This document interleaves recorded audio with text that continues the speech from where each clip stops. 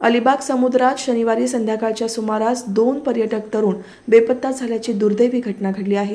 बेपत्ता झालेल्या तरुणांचा शोध घेण्यासाठी पोलीस आणि जीवरक्षक पथके ड्रोन आणि बॅटरीच्या सहाय्याने तातडीने शोधकार्य करत आहेत।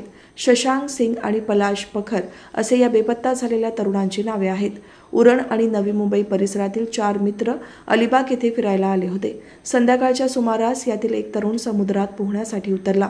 पोहताना तो बुडू लागल्याचे पाहून दुसरा तरुण त्याला वाचवण्यासाठी गेला, मात्र या प्रयत्नात दुर्दैवाने दोघेही समुद्रात बुडून बेपत्ता झाले, अशी माहिती अलिबागचे पोलीस निरीक्षक किशोर साळे यांनी दिली।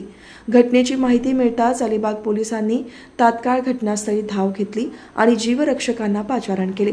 रात्रीच्या अंधारामुळे शोधकार्यात अडथळे येत असतानाही पोलिसांनी ड्रोन आणि शक्तिशाली बॅटरीच्या मदतीने समुद्रात शोधकार्य सुरू केले आहे।